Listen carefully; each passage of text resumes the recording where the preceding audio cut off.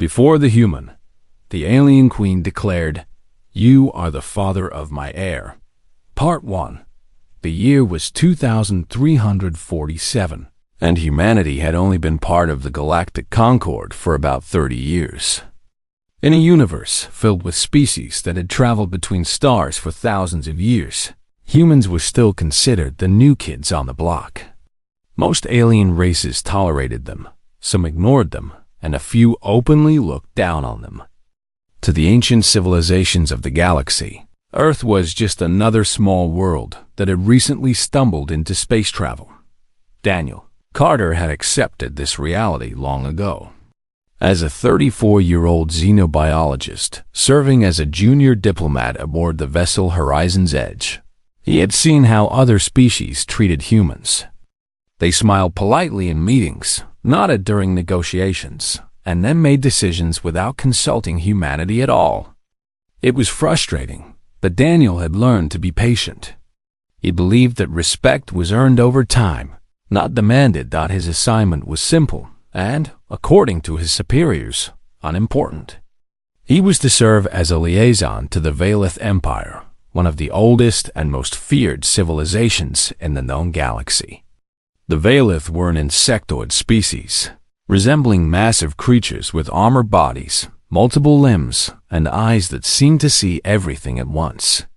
Their empire spanned hundreds of worlds, and their military strength was legendary. Most species avoided them whenever possible. So when the Valith officially requested a human representative for the first time in history, everyone was surprised. The human government did not know what to make of it.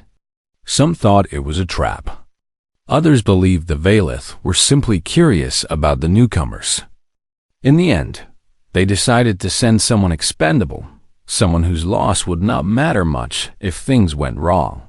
That someone was Daniel. He did not take offense at being chosen for this reason. He understood politics well enough to know how the game was played. Besides, he was genuinely curious about the Valith. While others feared them, Daniel had spent years studying their biology, their history, and their culture from a distance. This was a chance to see them up close, and he was not going to waste it. The journey to the Valith throne world took 3 weeks. When the Horizon's Edge finally dropped out of faster-than-light travel and the planet came into view, Daniel felt his breath catch in his throat. The world was massive, covered in sprawling organic structures that rose like mountains. Cities made of living materials stretched across continents, glowing faintly with bioluminescent light. Millions of ships moved through the orbital stations, each one carrying Valith drones, workers, or warriors. It was terrifying and beautiful at the same time. Daniel was transported to the surface in a small shuttle, accompanied by 2 Valith escorts who said nothing during the entire descent. When the shuttle landed, he stepped out onto a platform made of something that felt like polished bone. The air was warm and carried a strange, sweet scent. Everywhere he looked, Valith of various sizes moved with purpose, their chitinous bodies clicking softly as they walked. He was led through corridors that twisted and turned like the inside of a living creature. The walls pulsed gently, as if the entire structure was breathing. After what felt like an hour of walking, he finally arrived at the throne chamber. Nothing could have prepared him for what he saw. The chamber was enormous, easily the size of a sports stadium back on Earth. Thousands of Valith warriors lined the walls, standing perfectly still like statues. At the far end of the room, raised on a platform of intertwined organic pillars, sat Queen Zyhara. She was immense. Her body was easily 10 meters long, covered in shimmering armor that reflected the soft light of the chamber. Her face, if it could be called that, had multiple eyes arranged in a pattern that seemed almost crown-like. Long, delicate antennae extended from her head, twitching slightly as Daniel approached. She was ancient, powerful, and utterly alien. Most diplomats who had stood before her had trembled. Some had fainted. A few had begged to leave. Daniel simply walked forward, stopped at the appropriate distance, and bowed respectfully. "Your Majesty," he said, keeping his voice calm, "I am honored to represent humanity in your presence." For a long moment, the Queen said nothing. Her many eyes studied him, moving independently, as if examining every detail of his body, his posture, his expression. The silence stretched until it became uncomfortable. Then she spoke. Her voice was deep and resonant, vibrating through the chamber like the hum of a massive engine. "You do not fear me, human." It was not a question. Daniel considered his answer carefully.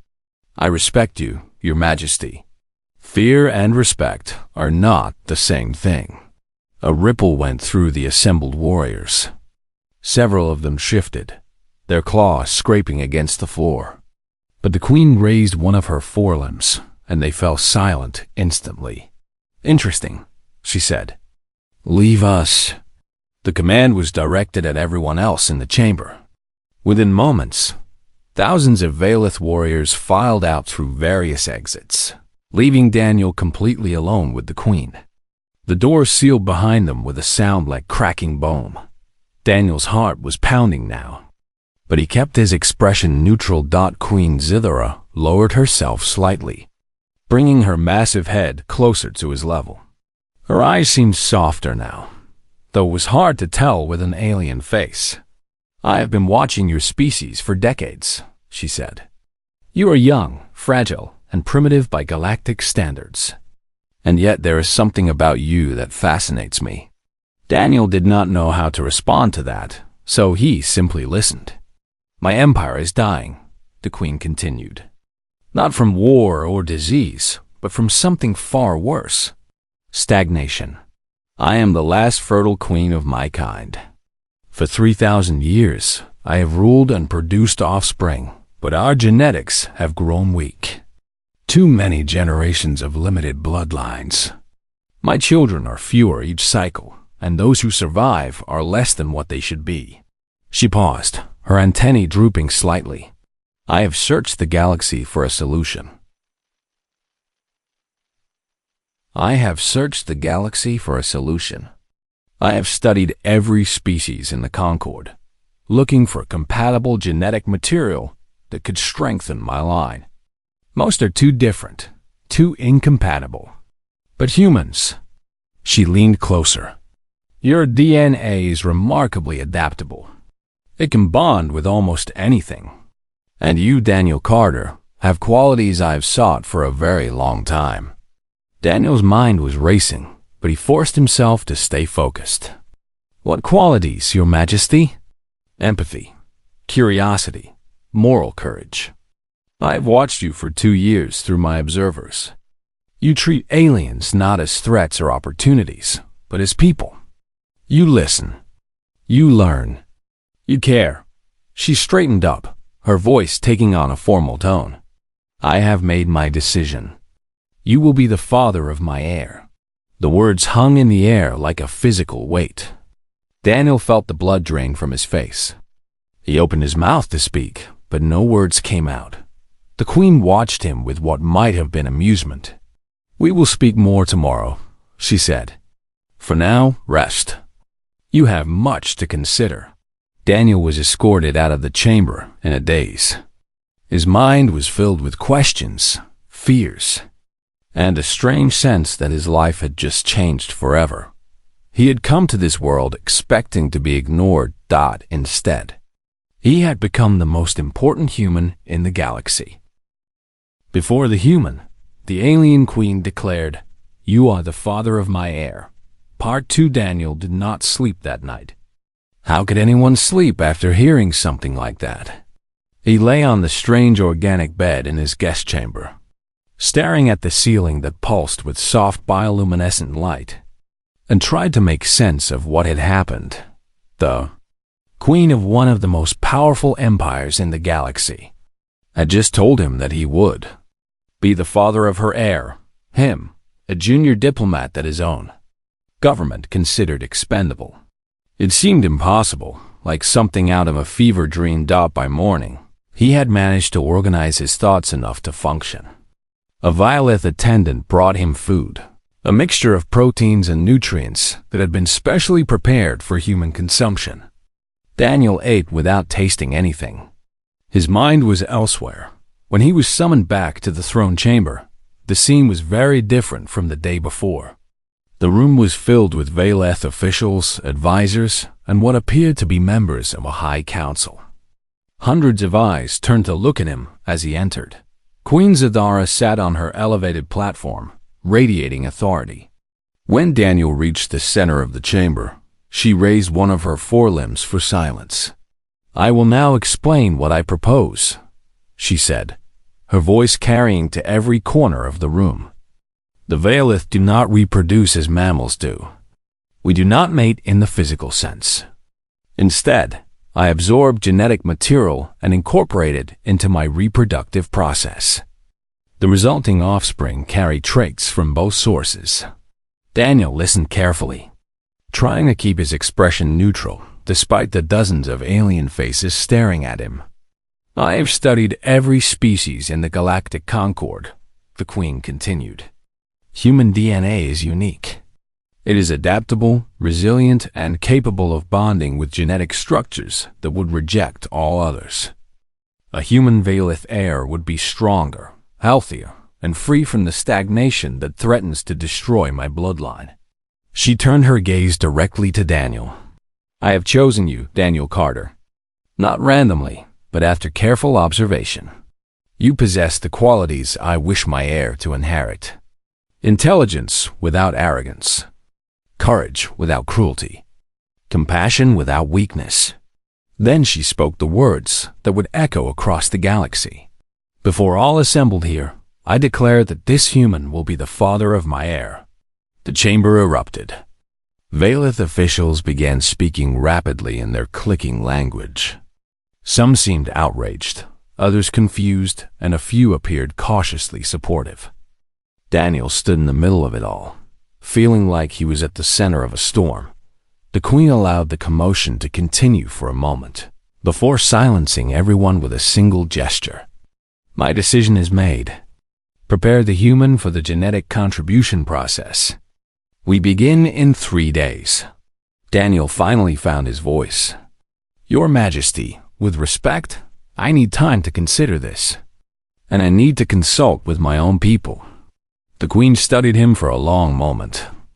"You may contact your government, but understand, Daniel Carter, that this is not merely a request. The future of my empire depends on this heir. I will not accept refusal lightly." It was not quite a threat, but the implication was clear enough that Daniel was given access to long-range communications equipment. He immediately contacted the human diplomatic station orbiting a nearby system.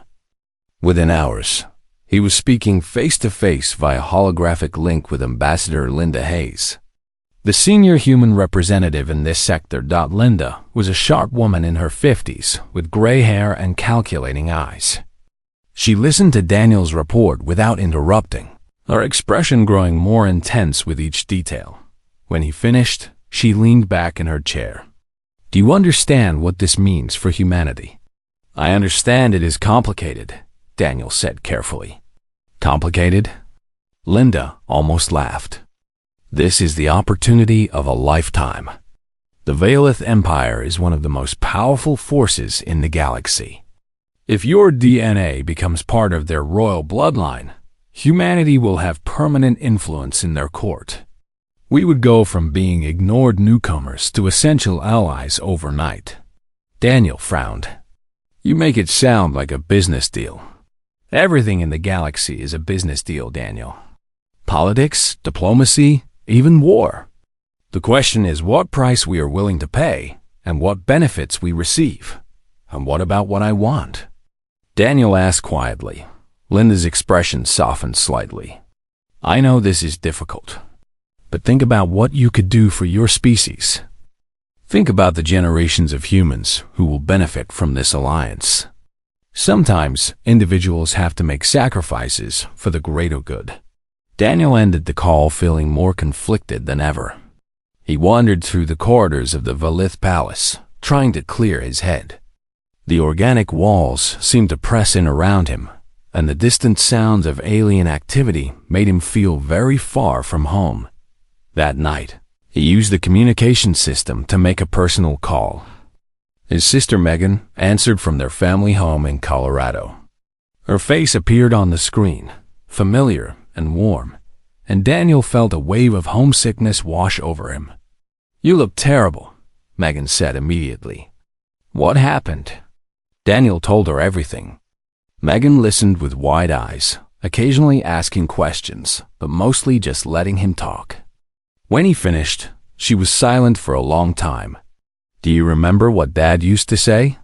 she finally asked. Daniel nodded slowly. "Doing the right thing is never simple, and running from hard choices is always wrong." Megan completed the saying. "Look, I cannot tell you what to do. This is way beyond anything I could have imagined. But I know you, Danny. You have never run from anything in your life. Whatever you decide, make sure it is your decision, not someone else pushing you into it." After the call ended, Daniel sat alone in the darkness for a long time. The next morning, he was approached by a Veilith warrior who moved differently from the others. This one was larger, with scars across his armored body and eyes that held a cold intelligence. He introduced himself as Commander Vesarn. "Walk with me, human," Vexon said. It was not a request. They walked through a secluded garden filled with strange plants that glowed in shades of blue and purple. Vexon moved with the controlled grace of a predator, and Daniel kept his guard up. "You should leave this world," Vexon said bluntly. "Return to your people and forget the Queen's offer." Daniel stopped walking. "Why would you tell me that?" "Because there are many in this empire who will never accept human blood in the royal line. The Queen has her supporters, but she also has enemies. Powerful enemies who believe she has grown weak and sentimental in her old age."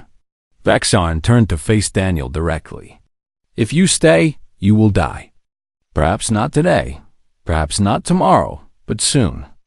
An accident, a poison, a blade in the dark. It does not matter how. What matters is that you will not survive long enough to see any airborne." Daniel felt a chill run down his spine, but he kept his voice steady. "Are you threatening me, Commander?"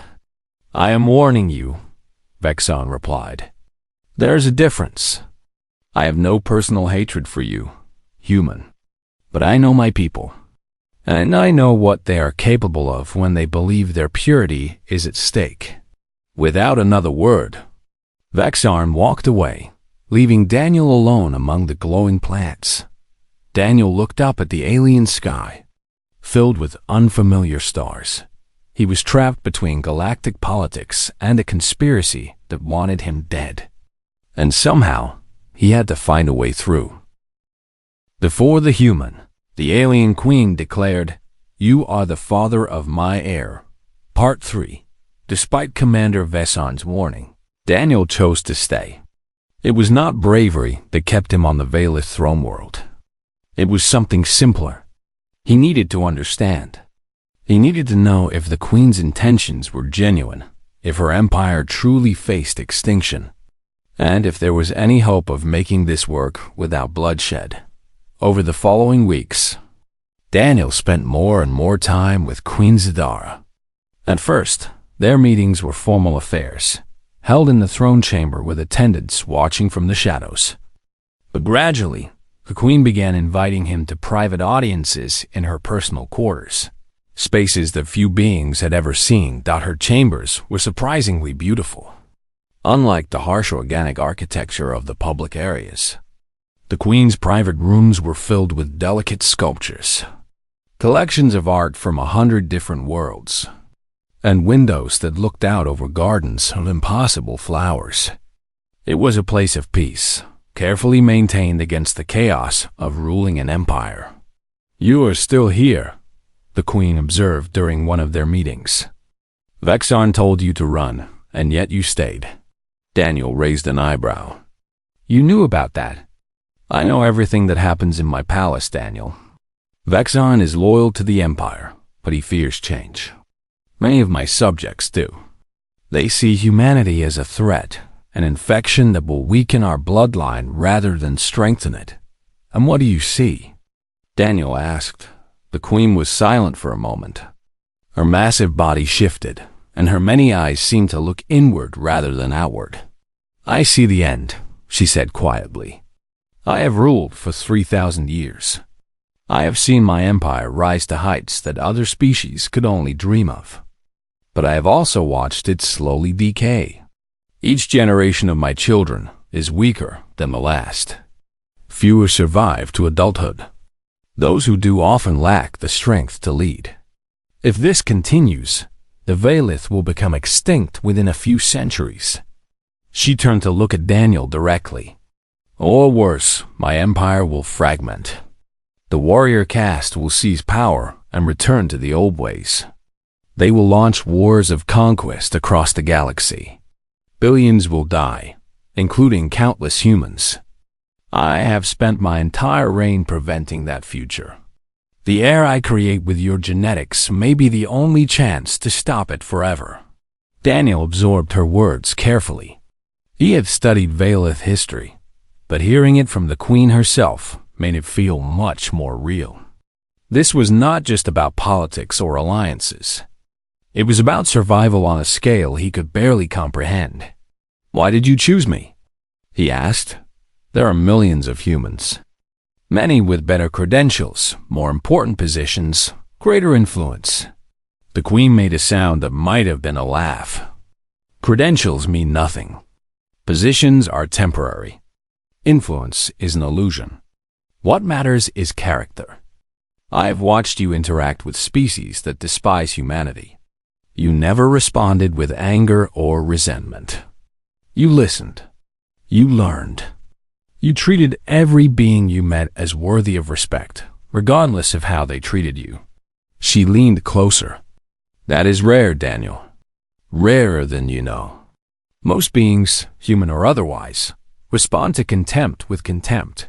They build walls and nurse grudges. But you build bridges. That is the quality I want my heir to inherit. Their conversations continued over the following days. Daniel learned about Velith art, music, and philosophy. He learned about the queen's own journey, how she had come to power during a time of war and slowly transformed her people into something better. He began to see her not as an alien monster, but as a leader carrying an impossible burden. And yet the danger Vexon had warned about was very real. It came during a ceremonial gathering held in Daniel's honor. Hundreds of Velith had assembled to formally acknowledge the queen's choice. Daniel stood on a raised platform, dressed in diplomatic robes, trying to look calm while surrounded by beings that could tear him apart with a single claw. The ceremony was long and elaborate, filled with rituals that Daniel did not fully understand. He recited the phrases he had been taught, made the gestures he had practiced, and tried not to think about how exposed he was. It happened near the end.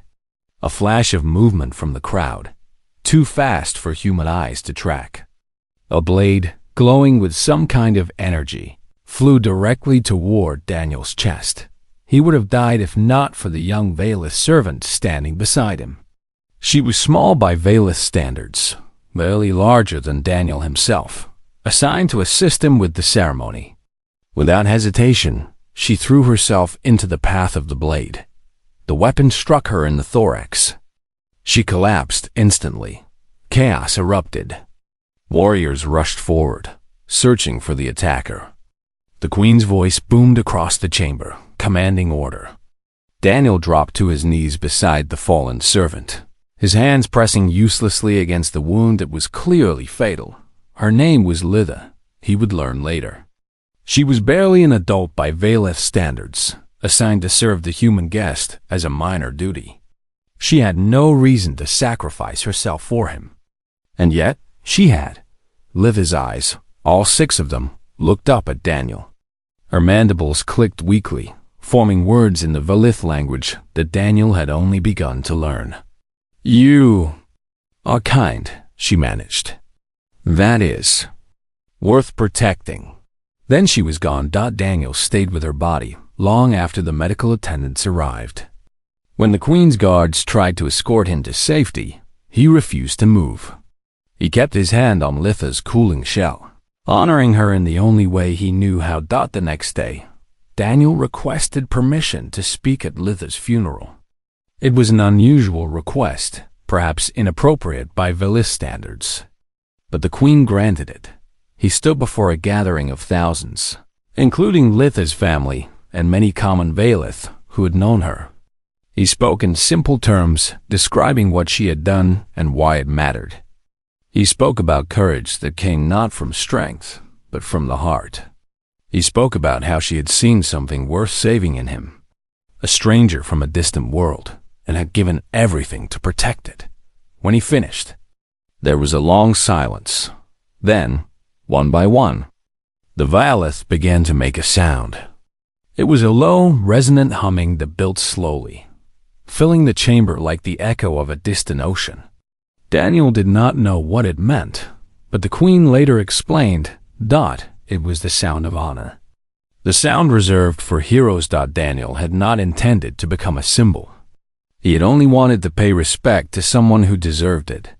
But in that moment, something shifted. The common Velith, the workers and servants who made up the vast majority of the population, began to see him differently. Not as a human intruder, but as someone who understood their values. Later that evening, the Queen summoned Daniel to her private chambers. "You have made powerful allies today," she said, "and powerful enemies.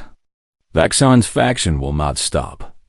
If anything, they will become more desperate." Daniel nodded slowly. "I know. And yet you still have not given me your final answer." Daniel looked at her for a long moment. "I need 3 more days. Then I will decide." The Queen accepted his request.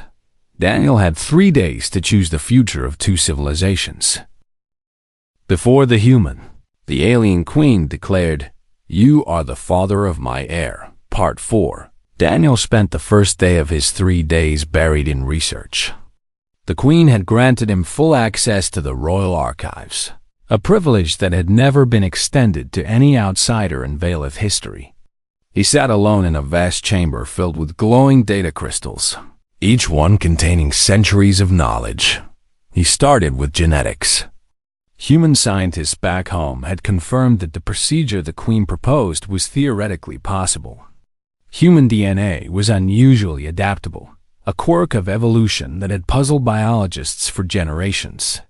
Something about the way human genes were structured allowed them to integrate with foreign genetic material more easily than any other known species. But Daniel was not just looking for scientific confirmation. He was looking for history. He found it after hours of searching. Nearly 800 years ago, another species had attempted genetic union with the Velith. They were called the Scytherin, a peaceful race of aquatic beings who had formed a close alliance with the Velith Empire.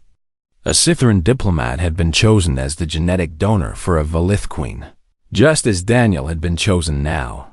The experiment had succeeded. A hybrid heir had been born. But within a decade, the Scytherin had been completely exterminated. Every man, woman, and child of their species wiped from existence. The official records claimed it was due to a plague, but Daniel dug deeper. The truth was much darker. The queen of that era, Zithra's grandmother, had ordered the genocide herself. She had feared that the Scytherin would use their connection to the royal bloodline to influence Velith politics. Rather than risk losing control, she had eliminated them entirely. Daniel sat in silence for a long time after reading this. His hands were trembling slightly. When he finally confronted Queen Zithara, she did not deny it. "I wondered when you would find that record," she said calmly. "I considered hiding it from you, but that would have been a betrayal of the trust between us." "Your grandmother murdered an entire species," Daniel said, struggling to keep his voice steady. "Millions of innocent beings slaughtered because of paranoia." "Yes," the Queen replied. "It was one of the darkest moments in our history. and I have spent my entire reign trying to atone for it." She moved closer to Daniel, her massive form casting a shadow over him. "I am not my grandmother, Daniel. I have never ordered the death of innocents. I have worked for 3,000 years to transform the Valeth from conquerors into protectors. The empire you see today is my creation, built on principles of justice and restraint. How can I trust that?" Daniel demanded. "How can I trust that you will not do the same to humanity once you have what you need from me?" The queen was silent for a moment. Then she did something unexpected. She lowered her body until her head was level with Daniel's, her many eyes meeting his gaze directly. "You cannot trust blindly," she admitted. "Trust must be earned. That is why I am offering you complete transparency. Every record, every secret, every shameful truth in our archives is open to you. Bring human scientists to verify everything. Bring diplomats to negotiate terms. I will hide nothing." Daniel spent the second day doing exactly that. He contacted Ambassador Linda Hayes and requested a team of specialists. Within hours, human scientists and diplomats were on their way to the Valith throne world.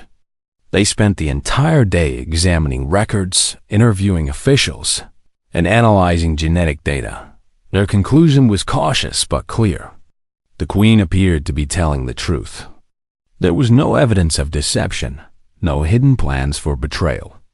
If anything, the records showed a consistent pattern of reform over millennia, with Zithara gradually dismantling the more aggressive elements of her society. But Daniel still had doubts. And there was one person he needed to speak with before making his decision. On the evening of the second day, he sent a message to Commander Vegjon, requesting a private meeting. The warrior agreed, and they met in the same garden where Vexarn had first warned Daniel to leave. "You are still here," Vexarn observed. "Either you are very brave or very foolish." "Maybe both," Daniel admitted. "I want to understand something. Why do you oppose this so strongly? I have read the reports on you. You are one of the Queen's most loyal commanders. You have served her faithfully for centuries.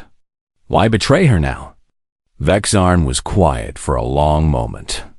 When he finally spoke, his voice was different. Softer, somehow. More tired. "I had a brood once," he said. 17 offspring. I watched them grow from larvae to adolescence. I trained them in combat, taught them honor, dreamed of the warriors they would become. He turned away, looking out at the glowing plants. They all died. A genetic plague that swept through the warrior caste 3 centuries ago. My brood was not strong enough to survive because our bloodlines had grown too narrow. Too weak. Daniel felt a wave of sympathy. "I am sorry." "Do not be sorry," Vexarn said sharply. "I do not want your pity. I want you to understand. I have seen what happens when our genetics fail. I have buried my children because of it. And yet I still fear what your involvement will bring. Why? Because change is unpredictable." Vexarn finally turned to face Daniel. "The Queen believes human genetics will save us. But what if she is wrong? What if the hybrid heir is a monster or weak or unable to lead? What if mixing our blood with yours creates something that destroys both our peoples?" Daniel considered this carefully. Those are fair questions. But doing nothing also has consequences. If the Queen is right about the stagnation, the Valith will die out anyway. At least this way, there is hope. Vexarn stared at him for a long time. "You truly believe that?" "I do," Daniel said simply. Something changed in Vexarn's posture. The hostility drained away, replaced by something that looked almost like respect. "Perhaps I have misjudged you, human. Perhaps I have misjudged your entire species." On the third day, Daniel requested permission to address the Valith High Council. It was an audacious request, merely unheard of for an outsider. But the Queen granted it. He stood before the most powerful beings in the Empire. surrounded by warriors, advisors, and nobles who had every reason to despise him. And he spoke from the heart. He acknowledged their fears. He acknowledged the dark history between the Velith and the Sithrin. He acknowledged that trust between species was difficult to build and easy to destroy. But he also spoke about hope. About the possibility that two civilizations, so different in every way, could find common ground. About the courage it took to embrace change rather than cling to a dying past. "I am not asking you to trust humanity blindly," he concluded. "I am asking you to give us a chance to earn that trust. I am asking you to choose hope over fear." The chamber was silent when he finished. Then Commander Vexon stepped forward from his position among the warriors. Every eye in the room turned to him. "I have opposed this union," Vexon said, his voice carrying to every corner. "I have believed it would weaken us. But this human has shown me something I did not expect. He has shown me that strength comes in many forms." He turned to face the Queen. "I withdraw my opposition, and I pledge my loyalty to whatever heir is born." One by one, other council members began to signal their agreement. Not all of them, but enough. Daniel felt the tension in the room shift. The impossible was becoming possible. He turned to face Queen Zithara. "I accept your proposal," he said, "but on one condition. The Velith must sign a treaty of eternal friendship with humanity. We must open cultural exchange programs, share knowledge, and work together as equal partners." The Queen considered this for only a moment before responding. Agreed. Daniel had made his choice. Now it was time to see what the future would bring. Before the human, the alien queen declared, "You are the father of my heir." Part 5. 1 year had passed since Daniel Carter agreed to become the genetic donor for the Velith heir. In that time, the galaxy had changed more than anyone could have predicted. The treaty between humanity and the Velith Empire had been signed within weeks of Daniel's acceptance. It was the most significant diplomatic achievement in human history. Cultural exchange programs were established. Trade routes were opened, and for the first time, humans were welcomed on Velith worlds not as visitors, but as friends. Daniel had remained on the throne world throughout this period. He had a title now, something the Velith called the Guardian of the Bridge, which essentially made him an honorary member of the royal court. He had his own quarters in the palace, his own staff of attendants, and access to the Queen whenever he requested it. But more than titles and privileges, he had purpose. The genetic contribution process had been strange and painless. No physical contact was involved. The Velith simply extracted genetic material through advanced biotechnology and incorporated it into the Queen's reproductive system. Daniel had watched the process with scientific curiosity, asking questions that the Velith geneticists were happy to answer. The pregnancy, if it could be called that, lasted almost 9 months. During that time, Daniel spent countless hours with the Queen, discussing philosophy, history, and the future they were trying to build together. Their relationship was difficult to define by human standards. It was not romantic, certainly not physical. But there was genuine affection, built on mutual respect and shared hope. And then, on a warm evening, when the alien sun was setting over the organic spires of the palace, the heir was born. Daniel was present in the birthing chamber, along with a handful of human scientists and Velith medical attendants. The process was unlike anything he had witnessed before. The Queen produced a single egg, larger than a human head, which began to crack and move almost immediately. When the shell finally broke apart, the creature inside took its first breath. The heir was small by Velith standards, barely the size of a large dog. Her body was covered in soft, iridescent armor that seemed to shimmer with colors that did not exist in nature. Her limbs were delicate but well-formed, and her eyes, all 4 of them, were a deep amber that seemed to glow with inner light. She was different from any Valith that had ever existed. And she was beautiful. The queen reached down with one of her great limbs and gently lifted the newborn. For a moment, the ancient ruler simply held her child, her many eyes studying the small form with an expression that transcended species. It was the look of a mother seeing her baby for the first time. "She is perfect," the queen said softly. "Stronger than I dared hope. The human genetics have bonded completely." Daniel stepped closer, and the newborn turned her head to look at him. Her amber eyes studied his face with a curiosity that seemed far too intelligent for something just born. "What will you name her?" Daniel asked. The queen considered for a moment. "Zareth. In our ancient language, it means bridge. She will be the bridge between our peoples, the living symbol of what we can achieve together." News of the birth spread across the galaxy within hours. The Galactic Concord reacted with a mixture of astonishment, fear, and cautious hope. Humanity had gone from being the youngest and least respected species to being permanently bound to one of the oldest and most powerful empires in the weeks that followed.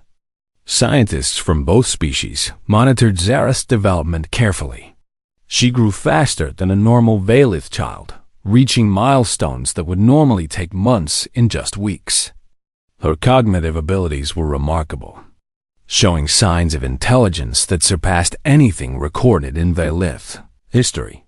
But it was her personality that surprised everyone the most. Valith children were typically aggressive, driven by instinct and the harsh demands of survival. Zareth was different. She was curious, gentle, and surprisingly playful. She formed attachments not just to her mother, but to the human scientists who observed her.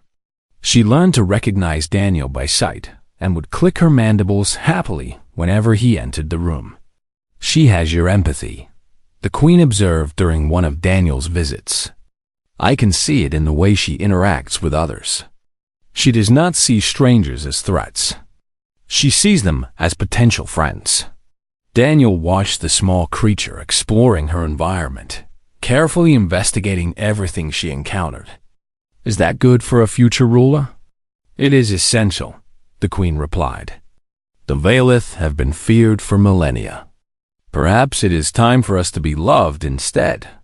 The official presentation ceremony was held when Zareth was 3 months old. Representatives from across the Galactic Concord attended, including dozens of species who had traveled great distances to witness history.